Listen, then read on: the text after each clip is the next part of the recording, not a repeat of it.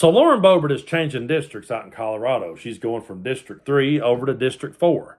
And in one of her first speeches talking to voters in District 4, she tried to start off with a lighthearted joke about what happened when she was in the movie theater and groped her boyfriend with children present. She started it off with a joke, and she said something to the effect of, well, you all know who I am. You don't have to ask, unlike the ushers at the Buell Theater. And she laughed nervously, and the crowd laughed with her. Now, some people would say, Brando, what's wrong with that? You know, she's just trying to move past this. She's just trying to make a joke to move forward. What's so bad about that? And why are you taking time out of your day to talk to us about this? Why does this bother you so bad? I'll tell you what bothers me. Because this is something that comedians do. When comedians have mishaps or make mistakes, they go out and they try to turn it into a bit and they try to move forward.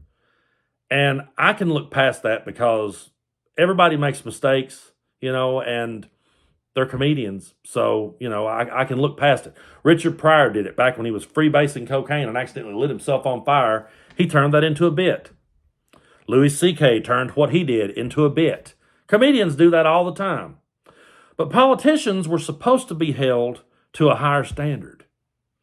Politicians were supposed to take responsibility and accountability for what they did. So I don't really feel that making a lighthearted joke in her shoes is necessarily the way to go about it. And I go back to all the people whose political careers ended over the slightest mishaps.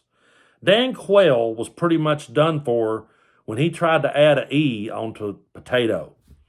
He couldn't spell potato, and his entire career was pretty much over.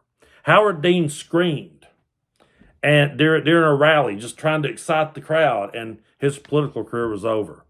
So many things has happened over the years. Politicians was always held to a higher standard. They were always supposed to come out and take responsibility and accountability for their actions. And what bugs me about this is that the Republican Party that I grew up around, the Republican Party of my grandfathers, would have held someone like Lauren Boebert to a much higher standard. She would not have made it as a Republican politician in the Reagan years or the Eisenhower years. Hell, I don't know if she would have made it in the Bush years. That's how drastically times have changed. It offends me when Donald Trump comes in and takes accountability and responsibility, and he just completely hijacks the Republican Party, and he ushers in this new brand of politician who doesn't have to do anything. Lauren Boebert doesn't have to get anything done. As a matter of fact, the more mishaps she has that she can laugh off and make a joke about, the more popular she will become in their world. Because once again, I've said this before, but I'm going to keep repeating it. This is theater to them. This isn't the politics of getting shit done. This isn't the politics of getting shit accomplished. It is the politics of, here we are now, entertain us. MAGA just wants to be entertained. So Lauren Boebert gave a hand job during the theater. Hey, she can go strip on amateur night if she wants to. It's not going to lose votes with MAGA. They're not going to hold her accountable. They're going to say, oh, I would too if I was built like her. That's great.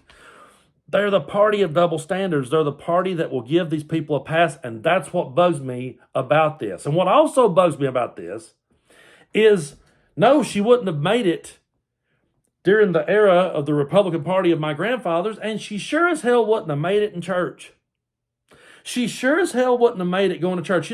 What really kills me is that every day, any time that I mention religion at all, man, they come down on my head and they tell me I better keep reading the Bible, read it over and over again, Brando, till you get it right. You're thinking in the carnal mind. When I was a little kid in Sunday school, you better not question us, Brando. You better get it right. All through my time going to church, I watched myself and I watched cousins be talked down to and be made to feel guilty over everything we did in our life. And we were expected to get on an altar and repent and cry and beg for forgiveness. I wouldn't do it. I was the one cousin that said, no, I ain't doing that shit. But the rest of them would. They could go out here, they could wreck a car, they could rob somebody, they could do whatever the hell they wanted to do. As long as they went back and cried in front of Mama, they were given a pass for it. Lauren Boebert don't even have to do that. Lauren Boebert isn't even held accountable in that manner. No one's mama is saying that little old girl ought to go to church. Nobody's holding her accountable. The Republicans aren't holding her accountable. The Christians aren't holding her accountable. They're just sitting back and laughing, and she can become the biggest train wreck she wants to be, and they will find a way to sit back and watch it because they're not in the real world. We are living in the real world. We realize what we're facing. We realize that democracy is on the line more than ever. And we realize what's facing our country, and we're trying to tell other people about it. And they're sitting there at the wrestling matches watching Stone Cold pour beer down his throat. And you can tell them all day that that ain't a real fight. They still wanted to see Stone Cold pour the beer down his throat. You can tell them all day long that Lauren Boebert is not capable of doing anything. They don't care. They'll give her a pass because they're in political theater. We're not. We're in the real world. Doesn't matter what she does, she will always get a pass from those people. And that's what drives me nuts. And that's why I take issue with her just being able to laugh this off.